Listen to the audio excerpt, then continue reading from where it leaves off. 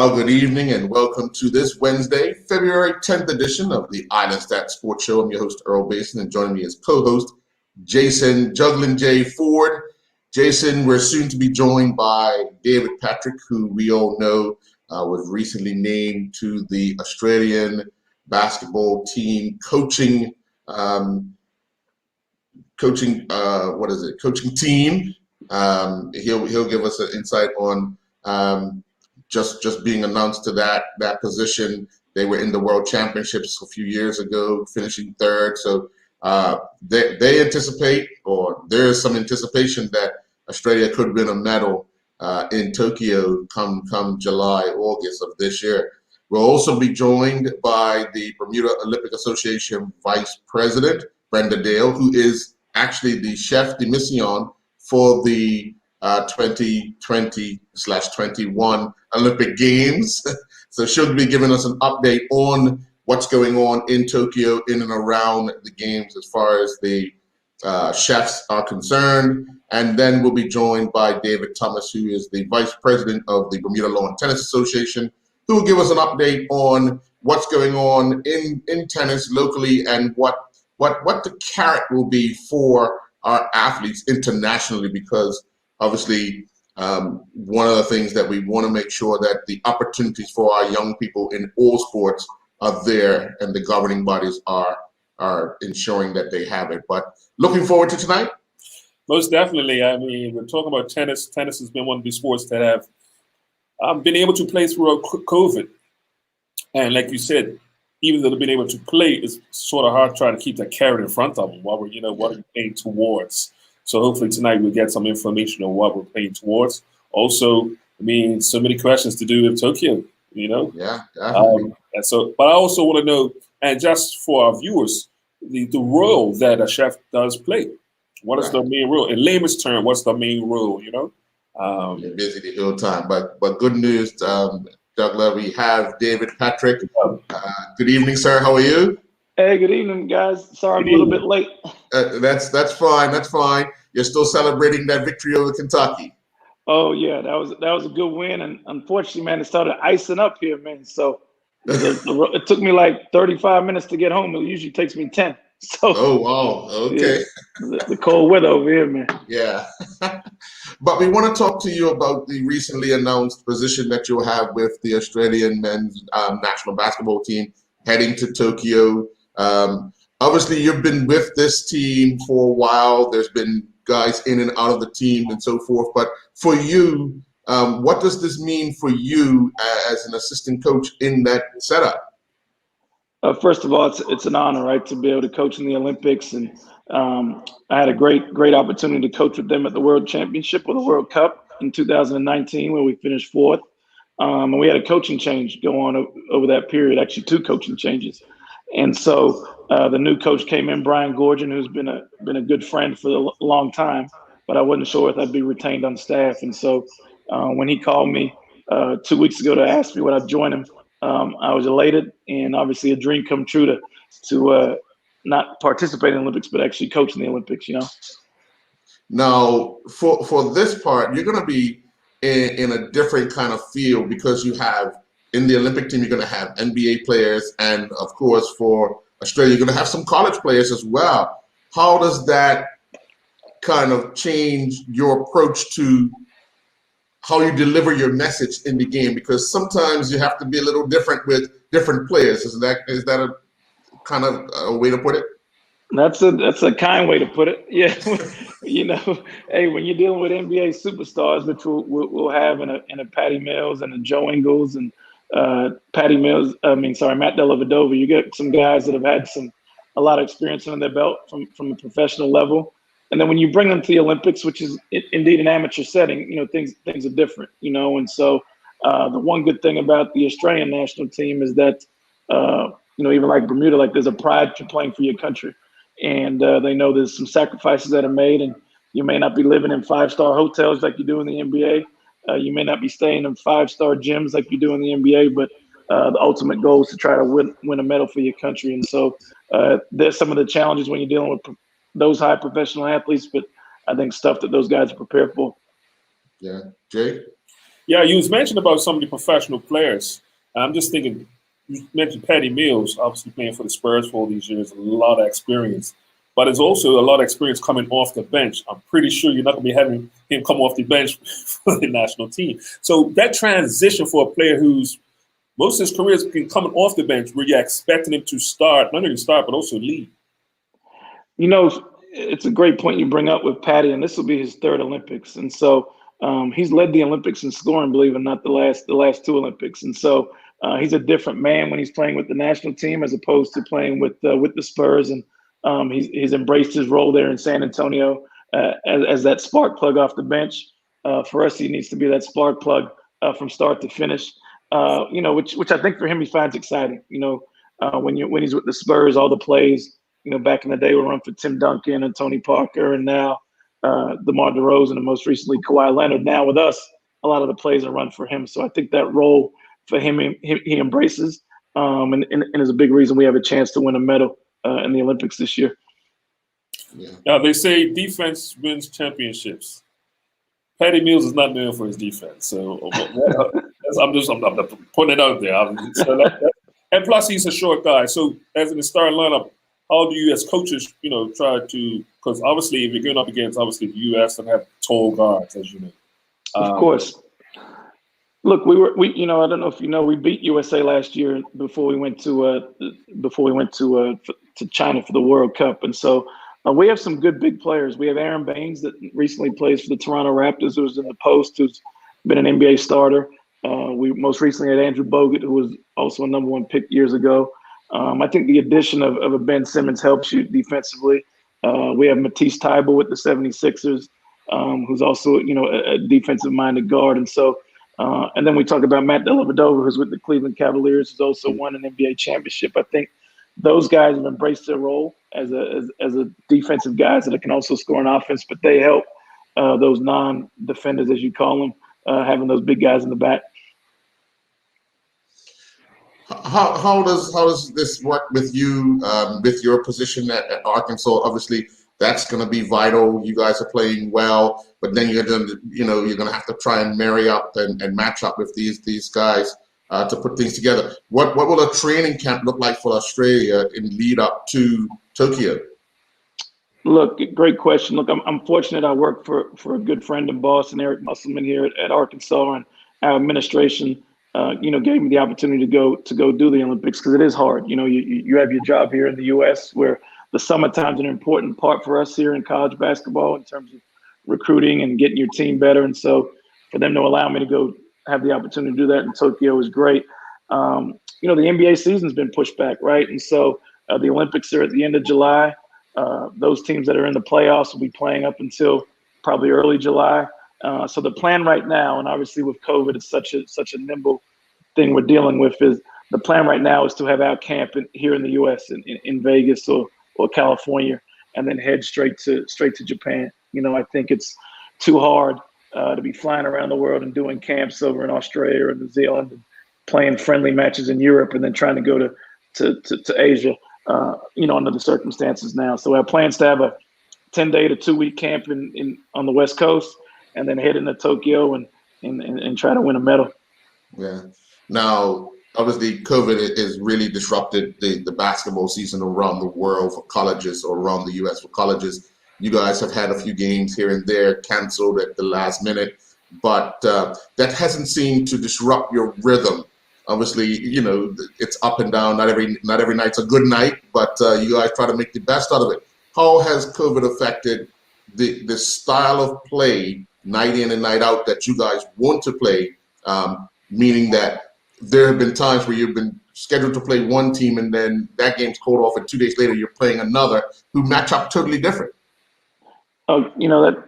Look, we've probably had 2 games canceled, and when you're a young kid and you're looking forward to play a game, and then find out the game's canceled 2 days before the game, it's a little hard. For us as coaches, it becomes hard because then you have to find somebody else to schedule, at the last minute. We've been fortunate to do that. We lost a game this past weekend against Texas A&M.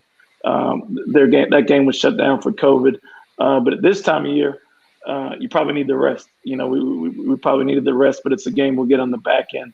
I think the challenging part for COVID has really been the lack of fans in the stands.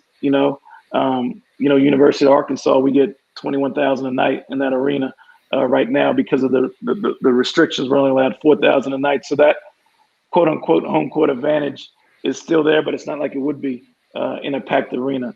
Conversely, last night I've been at Kentucky a lot of times as a former coach at LSU, but last night they only had 2,000 fans in there, and so it wasn't the same, atmosphere that you're getting night in, night out. With the restrictions on fans, etc. Echo in the building. Exactly. It's good when you're on the road. It's good when you're on the road. Two questions for you regarding your college team. Obviously, this year has been sort of strange in college basketball. All the big boys you normally see in the top 10 are not even ranked. They're struggling. The Kentucky's, the Dukes, I believe even UCLA, Kansas. I see Kansas struggling. But a team like Arkansas, that really got to give you guys a lot of hope. That this got to be the year that you can attack on these top teams. Look, I think we think we're a big guy. We're 15-5 at the moment, but I understand what you're saying. I think those programs have had some, the one and done freshmen, right? And Kentucky still has a great team, but I use them for example, and even our freshmen here at Arkansas. Typically you have the summer and the spring to get these kids better in the fall, where they're not only learning about, education on campus with students and getting their camaraderie, that was taken away from these kids this summer. And so they're kind of learning on the fly some things. We didn't have the same access we did in the past, pre-COVID. And so they're learning through games, and sometimes the light comes on later in the year. So I think you see a lot of those struggles with their programs. Or those programs that have noted typically supposed to be successful. I think the other part is there's a lot more parity in college basketball. A lot of older teams are winning. Like we have an older team. We have 4 seniors who play significant minutes for us. And I don't care how good you are when you're an 18-year-old playing against a 23-year-old. There's just a big difference in age and maturity. And so those things I think have caught up with the game and made the game a little bit more even. Now the college in the D League is normally a stepping stone, obviously, for the NBA. And obviously, when the NBA changes, obviously, the revolution of the game itself, Steph Curry, and just to shoot. I'm looking at the scores this year. It's like it takes me back a bit. We see averaging 120-some points. How it's hard to get these guys not to actually play defense because all they're worried about is scoring. And the college kids are just looking at their idols, just putting them up. It's definitely it's different, because they see the Steph Currys of the world just shooting threes, and they think that's all you need to do to get on the court, and then they look at us while they're sitting on the bench, but we want them to defend and rebound and play the other side of the ball, which is the gritty, tough side of the ball.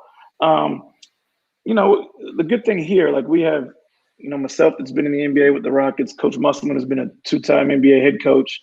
We have Earl Boykins, who played in the NBA 13 years. Sure. Little Earl, little big Earl, big heart. yeah.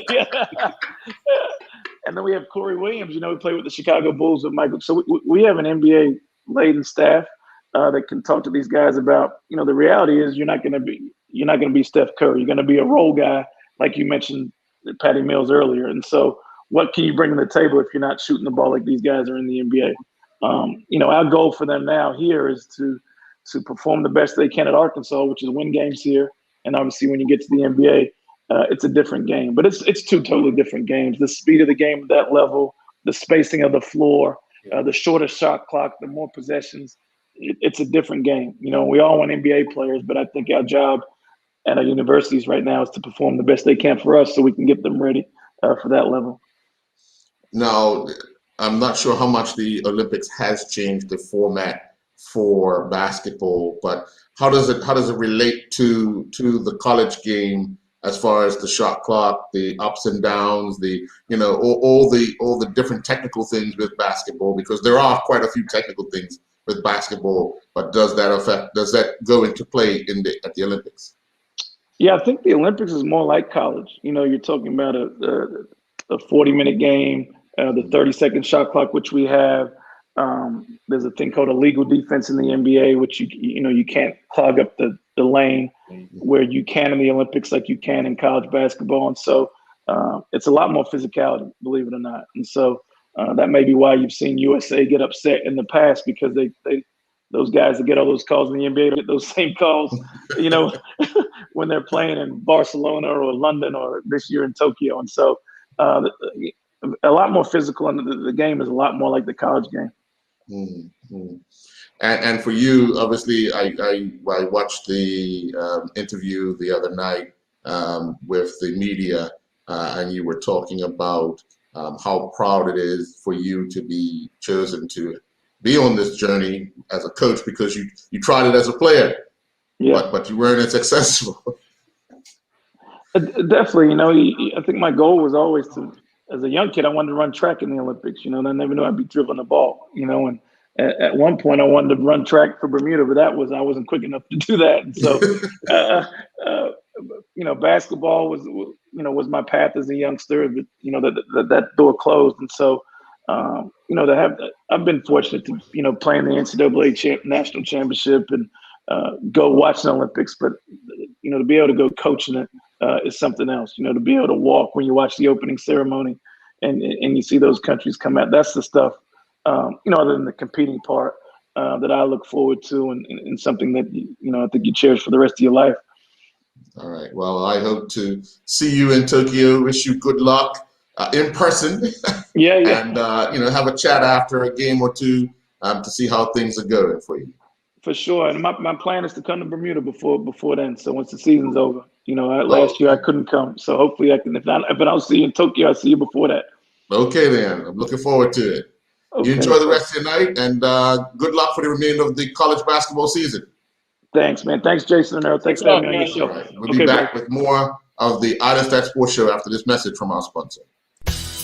The everyday use of spices goes back well over 6,000 years, evidenced by archaeological finds in Europe, including remains of spiced food. Since 1976, the Frontier Natural Foods Co-op has been bringing a wide range of exciting flavors to the table. The results are good news for the environment and more robust, fragrant essential oils in these natural seasonings. We're featuring Frontier Natural Products, organic ground cloves, rub sage leaf, and poultry seasoning. Lindo's, why go anyplace else? Well, Jay, he had ambitions of running track for Bermuda. I think we might all have ambitions. Basketball court shorter. Yeah, that had a quick burst. Yeah. Well, it's good to hear from David. He always stays in touch with what's going on in Bermuda. He's always open to talk about his achievements and looking forward to come visit family and friends back here in Bermuda. I know his father be smiling from ear to ear. So, we want to wish him all the best for the remainder of the basketball in college season with Arkansas. And obviously they can get to as high as they can get in the NCAA playoffs, because obviously, as you alluded to, this could be a year that they could actually get a lot further than they normally do because of the struggles of the big name schools who have been struggling all year to get into a rhythm. And just to let you know, I mean, they defeated Kentucky in Kentucky last night. So just keep our fingers crossed, because obviously last year they didn't have a March Madness at all, right? And that's where they get the champions from. So hopefully that can happen this year. I think it's gonna happen, but obviously we're talking about kids, and there's an extra sensitive subject when it comes to kids in COVID. So hopefully they can pull it off. But I believe this, like I said, if anything, this is the chance to do it. What also talking with him, it just goes to show, Earl, and we say it all the time, how important sports is for not just character building, but opportunities in life. Mm-hmm. This is a man who fell in love with a sport that wasn't played as much when growing up in Bermuda, obviously, but found his way into college with education. And now look where it's leading him. Yeah. And these are the things that he's getting paid to do exactly what he loves to do. And I think that's everybody's dream, to get paid to do exactly what you love, whether it be a sport or whatever the case may be. Yeah. But it's just something that who would have said 30 years ago, Earl Bass, you'd be traveling with the Australian national basketball team as a coach. Like, Yeah. where do you even begin to even process that 30 years ago? Right. It's never been done. You know what I'm saying? Who do you Yeah. look up towards, And these are the folks, these trailblazers, as we're having on our program many times, this is one of the trailblazers. And we have to, respect them. And as it is, we're getting to see a trailblazer at this time. 20 years from now, we will go back and says, I remember that team. Right. Good luck to them. Yeah, definitely.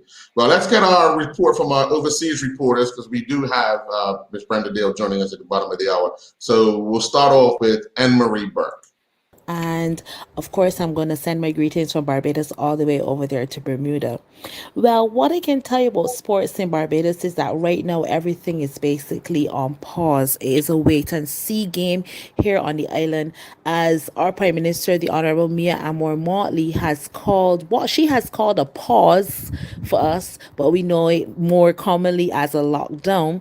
So we don't have as much activity going on here on the island, just a few essential businesses being opened, but for the majority of the island we are pretty much not functioning as we try to control the spread of COVID-19 here in Barbados. From December till now, we had a major flare-up of cases. We average about 30 cases per day. We are actually now, unfortunately, having at least a COVID death a day, which is a very concerning and alarming figure here for us here in Barbados. So therefore, because of the situation, a lot of the associations have been more than likely not only putting plans in place for maybe later in the year, but having to do some rescheduling. For sure, Rally Barbados is one of them that has been trying to just continue in the hopes that as of June they can have their rally going. But a number of the drivers are still being registered, etc. But to say that there is a definite date that can be put on the table, it is now tentative as we just go through the pandemic. I would say day by day. I can't even say week by week, because every day the figures are just rising. And as I said, we are actually at a death a day. So we're just trying to control and maintain the virus here. So it's basically a lockdown situation for us. We're under curfew restrictions where you are to be off the road by 7 p.m. However, during the day, there is some light activity. If you want to go into the supermarkets or the pharmacies, those are the only entities really that have been opened. But other than that, we are basically not functioning as normal. So sports, therefore, is on pause, using the Prime Minister's words. One thing that I will say is not the best of news out of Barbados, but we lost one of our major cricketing icons. I will call him an icon because he was a very integral part of developing cricket here on the island. Former West Indies player Ezra Mosley, unfortunately, on Saturday died in a car accident here in Barbados. And let me say not car, but an accident, because he was riding his bicycle when he was struck by a vehicle, and unfortunately he died on the spot. So it was a major loss for cricket here in Barbados and the West Indies. Ezra would have been a member of the West Indies women's coaching staff back in 2016 when they won the Women's World Cup. And he was also a very integral part in the national women's cricket team as well as the West Indies cricket team. So a great loss to the cricket fraternity within the past few days. It came as a major blow to many persons, because he has always been invested in ensuring that the sport is not only developed among the women, but among the younger generation. And of course, as a former West Indies player, it would have impacted right across the region. So that's sad news coming out of Barbados. But other than that, we are not having that much activity here on the island sporting wise. Of course, we are all glued into Antigua, where the Barbados Pride, they're out there playing in the Regional Super 50 Cup. So cricket still has some level of interest going in sport. So we're looking forward to the Barbados Pride trying to do really good for our country. They unfortunately lost their opening game to the Ghana Jaguars, and then today they are actually playing the Leeward Hurricanes. So at least cricket brings some level of us still trying to glue into sports and still trying to keep sports alive. We're still basking in the glory of Kyle Mears, who would have done tremendously well to bring back the West Indies to victory over Bangladesh in the first test. Kyle is a Barbadian, one that I've seen myself as a reporter going from junior level right through to the West Indies senior team, a knock of 210. Really, playing his trade in a good way and on debut, going into the record books because of that. So we still have some element to shout about and cheer about when it comes to sports here in Barbados, despite the fact that we're pretty much under restrictions. So that's it from me here in Barbados, and I do hope that over in Bermuda you're being safe, and I look forward to hearing from you next week. This is Vernon Springer from VAS Sports Media for Island Stats in Bermuda. Well, cricket is alive, cricket is back in the Caribbean, and we've started with the CG Insurance Super 50 Cup, which is taking place in St. John's, Antigua and Barbuda, the home of 365 beaches and the home of Sir Vivian Isaac Alexander Richards. You would know that 2 games have been completed so far. The home team, as we consider it, the Leeward Islands Hurricanes, going down to their counterparts, the Windward Island Volcanoes, in the opening game. And then the Guyana Jaguars, they eased past the Barbados Pride in a Duckworth-Lewis game. Very exciting. We've had 1 century so far from the Canadian Nidish Kumar, who has been drafted by the Leeward Islands Hurricane for this Super 50 competition. And so the stage is set for an exciting game. And the third game of the competition, you see Barbados Pride coming up against the Leeward Islands Hurricane at the Coolidge Ground in a day-night game. The last time, and we could say maybe about 11 years ago, when Barbados and the Leeward Islands shared the title in 2010. It was a final in Jamaica, and most people would remember that exciting final, and that's been a real long time ago. In terms of the general cricket, the Cricket West Indies would have completed their women's training camp. You also had the Leeward Islands Hurricanes, who also completed their training camp ahead of the CG Insurance Super Cup Championship. So there's been really huge coordination and commitment by the government of Antigua and Barbuda, along with Cricket West Indies, to pull off first the respective training camps and now the Cricket West Indies CG Super 50 tournament, with all of the players, all of the protocols in place, taking place. So outside of that, I think it is more or less now a situation where we looked at the West Indies team in Bangladesh, and we have to give credit to the folks that took their time, put country above self, and decided that they were going to Bangladesh. When some of our maybe main international players decided that because of reasons for unknown that they were not going there, but still ended up in Abu Dhabi in the same Asia, it begs the question to wonder sometimes, what are we thinking about? But I really want to salute Craig Brathwaite, and to say also that with captaincy comes chemistry, and Craig Brathwaite brought out the chemistry in the West Indies team that defeated Bangladesh. He brought out the chemistry to the point that Kyle Mears on debut played for Craig Brathwaite and scored 210 not out. Why? Because they played in the 13 and under cricket competition, so he knows Craig Brathwaite. He understands the commitment. And there was a sort of kind of belief. Coach Phil Simmons, you heard in his interview, he's now talking about a different culture in the team and the team willing to learn. So let's wait and see what's going to happen by the time those guys get back to the Caribbean. But what I can say to you is that it's really, really an exciting time for West Indies cricket, and let's just enjoy the moment. Don't forget to follow the Cricket West Indies YouTube channel and view all of the games of the CG Insurance Super 50 Cup, and all of the other stakeholders, all of the other platforms, Instagram, Twitter, Facebook. There's also radio broadcasts taking place, so I hope that maybe the folks in Bermuda, one of the radio stations, maybe can be able to pick up the broadcast. But if they don't, then they can follow the Cricket West Indies YouTube channel.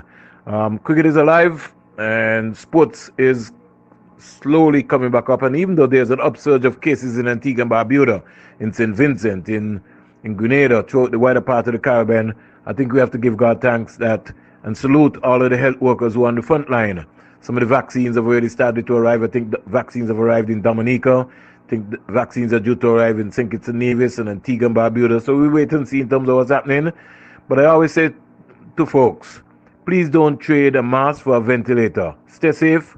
This is Vernon Springer for Vast Sports Media for Island Stats in Bermuda. Amy's Kitchen is an independent organic food producer, a family business who've been focusing on wholesome and flavorful foods for over 30 years. From their first pot pie right up to 1 million meals a day, and firmly believe in the importance of TLC throughout the entire journey to the final outcome. This month we're featuring Amy's Organic Soups, black bean, vegetable, minestrone, quinoa, kale, red lentil, low-fat split pea, and vegetable barley and more. All of them dairy, gluten, and lactose free. Lindo's, why go anyplace else?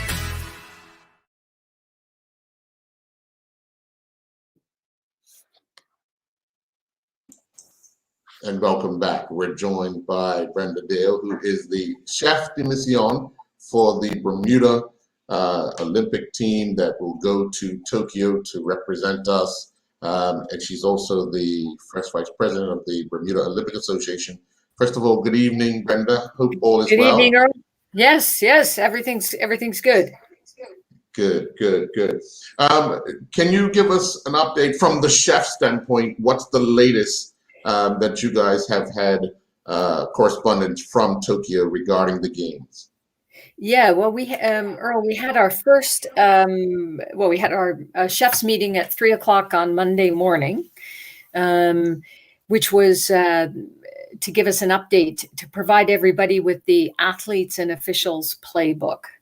So this is sort of the first release of the operational guidelines that they hope will make the games possible and safe for all involved.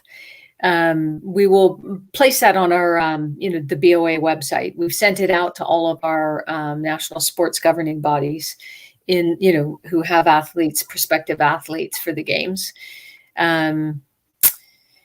And it's it's still a work in progress, but that's sort of the stage one of the Bible, and it will be refined as along the way. And it's quite a read because it's quite some pages in there. Obviously, it's a lot of it is put there as a measure to go by, but as you say, it will change definitely as time goes on. It's a working document. Yeah, it's a working document. That's a good way of putting it. It's definitely a working document. All athletes will have to, it will form part of the participant agreement for the games, because they're definitely saying that they will want all athletes will have to sign that they've read it, that they understand it, that they know what is being requested of them. I saw just before I came on, a clip of one of the U.S. swimmers saying, one of the guidelines is, no high fives, no handshakes, no hugging. And he said, yeah, that's all good until you win. And when you win, he said, all that goes out the door. You want to hug your teammates. Yeah. I mean, I read the part about the celebration, and that's what he's referring to, how they want to control a celebration. But celebration is emotion. It's if you haven't beaten me, or if I haven't beaten you in the 8 years leading up to this race, and I actually beat you, you cannot tell me to channel those emotions. It's all going to come pouring out. And what we've seen over the years with athletes assisting other athletes who may get injured, that's emotion. That's all part of the competition. So it's going to be difficult to kind of penalize an athlete for assisting another, or even celebrating, to some degree, a win or just helping a fellow colleague. Yes, absolutely. So, as they say, they're the first round of the guidelines. They'll get athlete feedback, official feedback, and will have to be refined. But I think they kind of have to start with that at least. Yes. So it definitely says it will be quite a different, quite a different games. I mean, the athletes are used to having, being able to get tickets, as an example for, the chef would get tickets if athletes could support other athletes at their events. But, right now they've canceled that.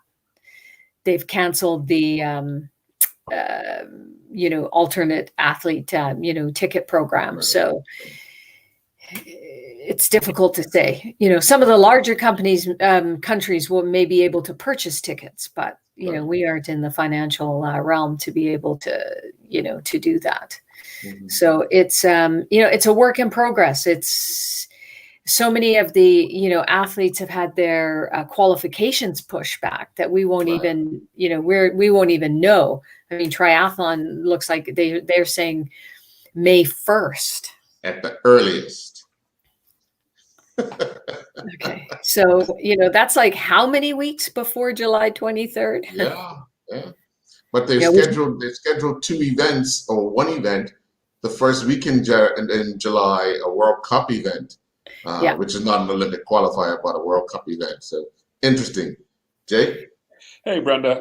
Hi, Jay.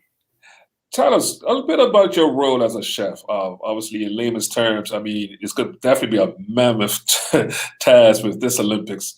But just give us a layman's term, what will be some of your roles and some of your duties leading up to the Olympics and also at the Olympics? Okay, well, leading up to the Olympics, there's a lot to do. The Olympics always has so many different, right now, it's so many different computer systems that you have to, register on. And, one's accreditation, another is accommodation, another is ticketing, another is, the athlete qualification system. And it just goes on. And to try and keep track of those, and keep track of what's changing on it, and what you need to do. It's a long slog. And to think we were at that for 2020, and 2021 we're starting again. So luckily some of it is already in the systems, but others it's not. And there's a lot, as Earl said, the Bible that was released yesterday, which was just one of a couple, because he will have seen one for the press. These documents are 60 pages and on. So there's a lot of reading, a lot of planning, a lot of reading emails, trying to parse out the information, sending that information on. Before the games, there's an awful lot of work that needs to be done. For us, it's even made more complicated this year by the fact that, we just mentioned, for example, some of the qualifications. Well, that puts us in a real bind in terms of ticketing. We're talking airline tickets. We're talking things as simple as getting uniforms for them. It just goes on and on. So it's this is just ever more complicated. At the games themselves, the chef's role is to be the chief, administrative support, as well as the chef is the top person for the team itself. So the chef is responsible. You go to meetings every morning, usually 7:30ish. You get the latest updates. You then come back, speak to the team managers, give them the information, and do any, previously it was do things like get guest passes, get tickets for the alternate athletes, help get people transport to wherever they need to go, help with any issues that that arise, that any particular athlete might have. So that, on a daily basis, it's kind of troubleshooting. Previously, it was also going to support the, help support our athletes. That looks like it might be a bit of a change this year.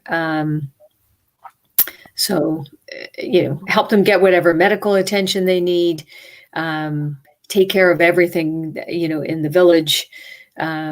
So basically the chef gets there, make sure the village is ready for the team. And from there on a daily basis, it's overseeing the operations, helping the team managers and the athletes get everything they need so that they can perform at their best. Obviously, I mean, that's a mammoth task, and it doesn't make it any easier. The fact that when the Olympics are held, they're spread across some of these major countries and cities. And Yes. getting around, it's not like Bermuda where you can go anywhere within 40 minutes.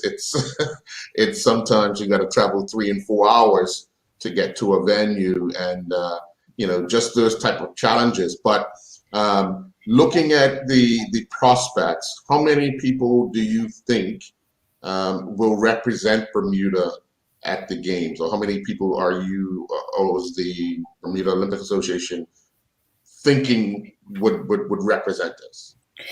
At this stage, Earl, being totally realistic, I think we will have a relatively small team.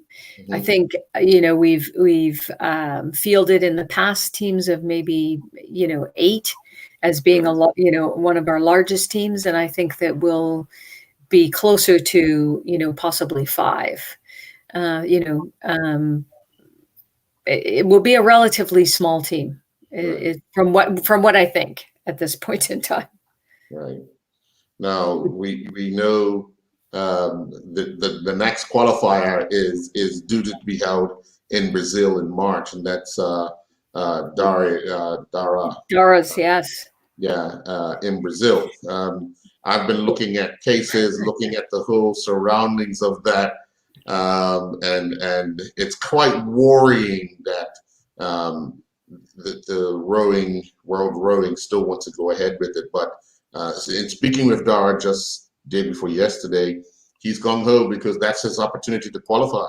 That's it. He's been, bless him, he's been trying so hard.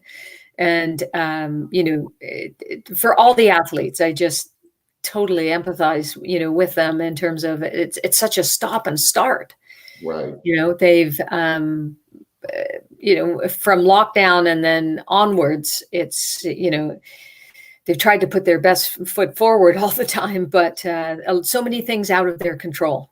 Right. And for Dara, this is it. And I know he really wants to do it. And hey, we really want him to do it. So. But, only if it can be done safely. It's, yeah. That's the idea. Yeah. Obviously, there's going to be a lot of talk in the next 2 weeks before that event. First week in March takes place. So we want to wish him all the best. I did, extend my best wishes to him. And we'll see what World Rowing and how the Americas region figure it out, because something's got to happen quite soon in order to get these qualifiers underway. Oh, absolutely. Absolutely. And that's when you don't really know, when we say we don't really know the size of the team. Right. You look at these qualifications. If, 5 countries don't go, then, it changes Right. where you're ranking. So Yeah. it's definitely, I would say, possibly it's definitely the biggest Olympic puzzle ever. But right on the heels of that is the 2024 Olympics, because Yes. we're only 3 years away from that. I mean, once that flag is taken down in Tokyo, it's literally going to be a fast pace getting ready for Paris. Yeah, absolutely. So, Absolutely. we want to wish you all the best in your endeavors of making sure our athletes are safe, get all the information they need. Yes, I think I'm on page 41 of reading that document. Yeah. Need your glasses. Yeah. Because you have to read it over and over and over. But yes, we wish you all the best, and obviously Thank Team you. Bermuda and all them in the qualifiers. And we look forward to, as we get closer to the games, bringing you back to talk about what the latest is in Tokyo, because that also is a moving puzzle as well. what goes on in and around the village. We know there's restrictions of athletes getting in there a few days before and having to leave 2 days after and all that. So, it's one of those things where the Olympics is a place where athletes usually socialize because it's the end of their year competition-wise, and they use that as a camaraderie session with the people that they battle with each and every day. So, yeah, it's we'll see. and that just doesn't look like that will happen this time. Right. So it's quite, and they've already said restricting all the guests into the village, and that was also another thing, allowing some of the guests to come in. So for friends and family, it'd be quite difficult as well. But hopefully, more than anything, for the athletes who've been 5 years at this, hopefully they will get their chance. Get their chance, and that's what we can really hope for. Well, Brenda, thank you very much. Thank you. Thank you, gentlemen. Yes, you too. We'll be back with more of the Islandstat Sports Show after this message from our sponsor. This month, we're featuring a range of infant and baby care products from Hello Bello, a company started up by a husband and wife team who were inspired to meet the challenges arising from the often surprising, not to mention messy experiences that came with the territory known as parenting. The couple behind Hello Bello know that being a parent is uniquely demanding, and their mission is to bring you premium products at gentle prices. Try Hello Bello Alpha diapers in a range of sizes, Alpha Blossom baby lotion, baby powder, and much more. Lindos, why go anyplace else? And welcome back. We are now joined by David Thomas. David is the first vice president of the Bermuda Lawn Tennis Association. Good evening, sir. How are you? Hey, good evening to both of you tonight. How you guys doing tonight? Hey. Not bad at all. Good. Thanks for having me on board. Well, we know tennis has been one of the sports that have been able to continue across the island as a result of the pandemic and so forth. The minute things were a little relaxed because of the fact that it's a non-contact sport. There was some talk about, people handling the balls and all that, but that kind of by the wayside has gone. But looking at it from the BLTA side, obviously you guys are here to help develop the sport and give opportunities of international play for the young people in the sport, dangling that carrot. What is the latest as far as the Billie Jean King Cup and the Men's Davis Cup in the region? What is the latest for, not only for 2021, but in the future? Yeah, there's so much stuff going on right now, man. With regards to Davis Cup, King's Cup, I don't even know if we can call it King's Cup. It's so long to say Billie Jean King Cup. Correct me, the Billie Jean King Cup. The Billie Jean King. I'm okay with saying the King Cup. I think it has a nice ring to it. But right. It's definitely a dynamic time, expectation-wise, when it comes to tennis. With any sport in Bermuda, it makes sense to get off of the island and get the exposure. And with COVID-19, it just makes everything virtually impossible. And from a BLTA standpoint, we're still looking for opportunities to get young people right on up to our senior teams out there and competing to represent the island. But when an organization like the ITF, from the top down says we're going to lock everything up and there aren't really any opportunities to do that sort of thing, it makes things increasingly hard. But 2021, with the vaccines now being out there, I think that there has been a shift. I'm not positive if we'll be on that wave of things that do happen in 2021, but if we can make it happen, we will definitely do that. And that's the usual junior cup competition, the under 18, isn't it? So the Junior Davis and Junior Kings Cup would be under 16, right. And then you would have what you call the World Junior Qualifying Tournament. That would be the under 14s. And what we've seen over time is that we have good pockets of juniors that come up, and when they age out of different categories, it sort of leaves a void. And we're trying to avoid that by getting people into the BLTA programs from young. We have everything from the grassroots program, which is on a Saturday morning. And that's really a beginner's touch, introducing the sport to really young people, typically mirrors primary school age. And then we would have the developmental program, where it's sort of an after-school thing once a week, where for juniors that are showing promise. And then that feeds right into the junior tennis league. So now you have juniors that are playing actual matches on a weekly basis, really trying to give them that taste for the competition. Okay. Hey, David, any thought about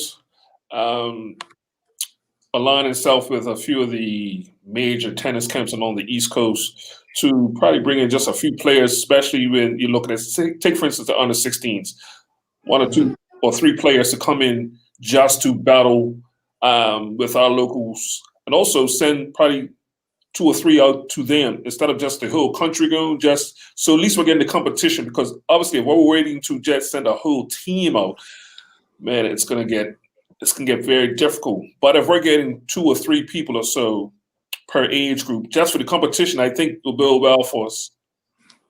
Well, I don't know how much time you guys have on your hands, but you're gonna have me going down memory lane pretty soon here.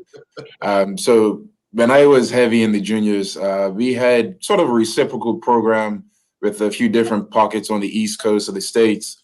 And the one that I remember most fondly would be right in the Georgia area. So every summer, I don't know how many juniors will go, but anywhere up to about 10 juniors will go down there for a couple tournaments and then training surrounding the tournaments. And we would stay with different juniors and their families and all that stuff. And if and when they came to Bermuda, the same thing would happen. I know that a few of the clubs in Bermuda also did the same sort of thing with a few different clubs up in the New York area. So that thing definitely happens. But again, in the climate that we're in, people are sort of hands off about, being really finicky about where they go and who they stay with and what they touch and all that sort of thing. So I think that's a brilliant idea. I've been a huge proponent for it, because some of my best memories from when I was coming through was going down and playing those tournaments, forging those relationships. And it's not just about the competition. It's about meeting people and getting a better perspective of where you stand in the whole thing.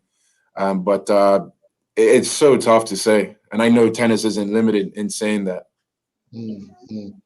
Looking at what the BLTA can offer, I mean, tournament-wise, and you guys were stumped last year, and you're pretty much hoping things can get back this year. But the actual BLTA, how many tournaments per year do they actually put on? And how is the planning going for 2021? Well, my first plug of the night would definitely go to MTM. They've done a stellar job in putting on different events down at the South Peace courts. And through their programs, you can really get a feel for the passion that they have for the game, not just from a competitive standpoint, but for infusing that into the people that are coming up behind us. And I know you guys are both familiar with Gavin and Javon and the work that they do. They have a tournament on right now, and I was down there a little bit earlier, and to see some of the faces that I'm not really familiar with, and getting their teeth into these matches, that's really gratifying for me to see, especially in a climate where the footballs and the crickets aren't even close to being back on the pitches and the fields and all that, because there's so many moving parts in order to make that happen. When it comes to island-wide tournaments, it's sort of incumbent on each club to produce tournaments. And there are different things in place. If you get on into the bylaws and all that, each club should be producing X amount of tournaments per year. But, different things happen. Finances aren't the easiest. And when you aren't able to put your best foot forward with putting on an entire tournament, some clubs sort of shy away from that. So it's really important for the clubs that do pick up that mantle to continue to make these things happen. Okay. Now, from the media, let's put our media hats on, because we're talking about media here. We've seen other sports, obviously, lack of fans turn to coverage. It's one thing we really don't get to see with tennis unless it's when there's big international tournaments that have been here, while it used to be at Coral Beach or whatever. Can the BLTA help out coverage? Maybe showing a semifinals or finals or the last day of a tournament to help with the coverage. It would be also another way for it getting sponsorship and also even probably getting a revenue stream due to maybe if it gets to a certain point, pay-per-view. We're talking, years down the road, but something to start because number one, with the coverage, with our players playing and people seeing, number one, it helps out, especially for youngsters, for networking to go to college. And obviously, how that leads. Everybody wants to see tape. Mm-hmm. I know Earl goes down there and takes footage while it's down there, but I'm talking about somebody covering the whole finals and doing the interviews, doing the whole nine. We have the technology here, but is that something that the BLTA could look into and try to offer to help out these competitions locally? By all means, certainly. I think you hit the nail on the head with that one. As much as we mentioned earlier that for our juniors right on up to the senior team, it's all about exposure and getting out there against competition overseas. From a different standpoint, locally, it's all about exposure. I mean, I've been on and a part of the tennis scene for, I hate to say 20 plus years, but it's getting up there. And, it's the same people doing the same things all the time. And, if you're in the know, then David Thomas is going to be playing tennis. A Gavin Manders. And you might know the names, but you don't really know the quality of the competition that's going on. So to appeal to different media outlets, to appeal to different corporate entities and say, look, this is what we want to do, and laying out a plan, I think that's well within the realm of what could happen. And it's just a matter of executing on that. And the reason I said you hit the nail on the head, I know, Earl, you would be familiar with the Racket Week event that was put on last year at the stadium. Mm-hmm. So that was sort of a BTA/BLTA initiative in that the BTA has the U.S. Open partnership. And we were really looking to highlight the link between Bermuda and the States and highlight the quality of local tennis players that we had on the island at that point last August. And the event went really well. Obviously, COVID being COVID, we couldn't really pack the stadium the way that I wanted it to happen. But that's just one step in the process. And then the other big event would have been the Tennis Cup Match Classic that we had. I'm a huge St. George's fan through and through. And for St. George, we won. Exactly. We needed to take some sort of cup back after too long. I'm telling you. I quick side note, I was having a quick chat with Trey Mendes down at the course just now. He's playing tennis right now. Mm-hmm. And I said, look, I'm gonna have to start putting some poison in you guys' ears or something because we need that cup. But the Tennis Cup Match Classic, I think it was such a fantastic event because it gave the tennis players a platform to get out there. And it wasn't just a practice match. It was like everything was on the line. If you don't produce, your team's going to take a cutty and all your teammates, all your fans are going to be mad at you. So as much as we might never play a cricket cup match, we got our own version of it. And I have no doubts that was only the first of many annual Tennis Cup Match Classics to come. Definitely. And Somerset did get a cutty because I don't think they won too many. Yeah. The only regret I had about that whole thing was that I was on the sidelines in a coaching position and not on the actual court. But I'm making my way back soon, hopefully. Fix. What fix? Oh man, Sydney Corner. Well, David, I do want to thank you very much for your time. We look forward to anything that the BLTA have to release in the coming weeks, months, with all this COVID stuff going on, and of course with the region, because obviously a lot of our young people always look to regional tournaments that they can get involved in, just so they're on show globally for whatever boarding school, college, university, whatever, to be front and center for the next stage of their life. So we look forward to possibly inviting you back soon to discuss more about tennis.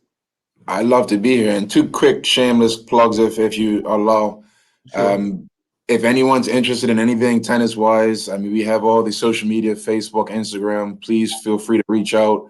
And the island-wide tennis ladder just started back up yesterday. So if anyone's out there listening and looking to get some tennis matches in, the levels range from literally just started yesterday to right up to the Davis Cup level. So, I mean, I'm throwing the challenge out there to you guys. If you have any good friends that, been off the side looking for something to do to get active again, just put them in touch and we'll make something happen. All right. Good stuff.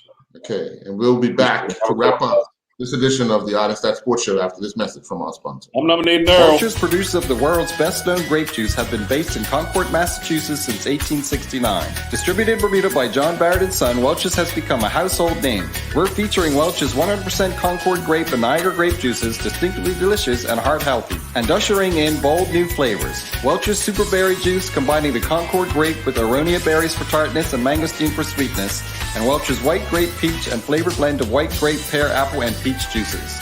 Lindo's, why go anyplace else? Well, Jay, an hour went by that fast. Yeah. Boy. Just like that.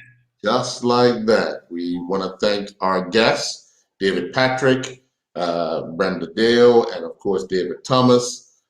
They've given us a lot of food for thought, especially with Brenda expressing the role of that position as chef that you asked.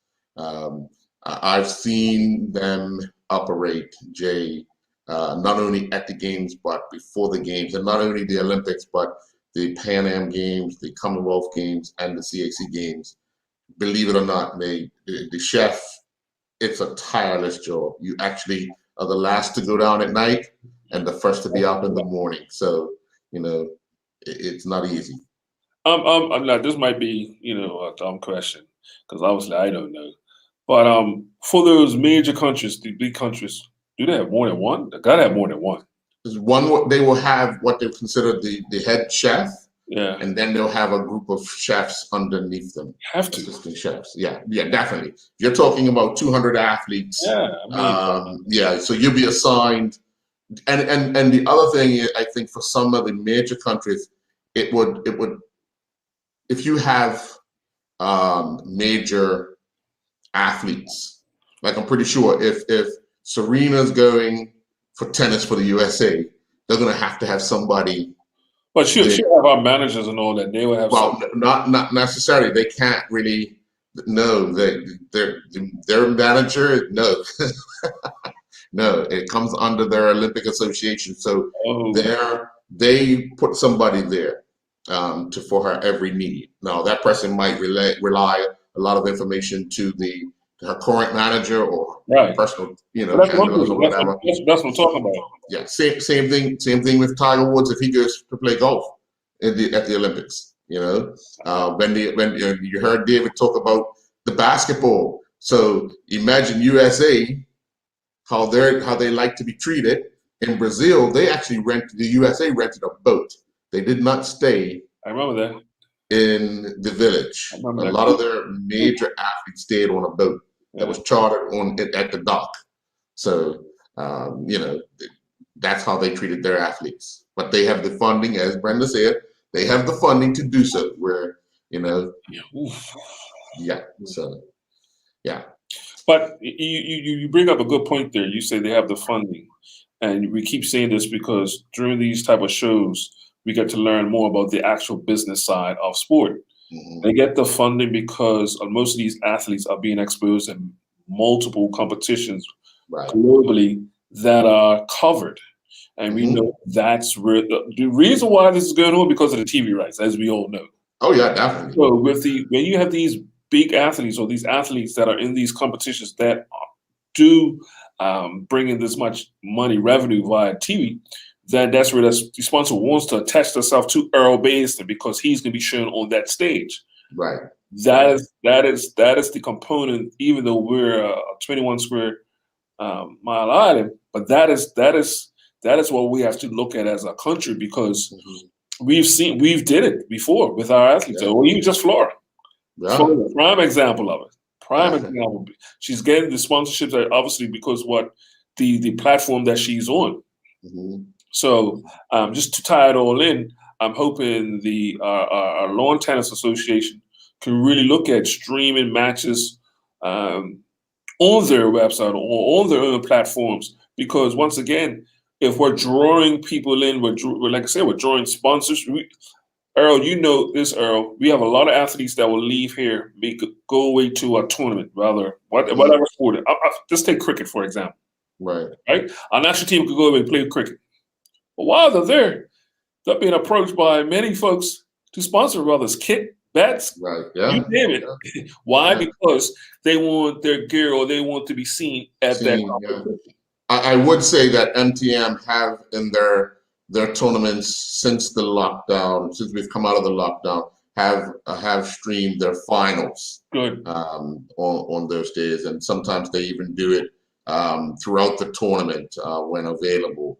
But they try their best to ensure that people are kept abreast on what's going on, and so they have started doing that on their platform. So, all right. Thanks, bro. Well, enjoy your night. Hey, just one quick note. Shout out to the West Indies. They won a game.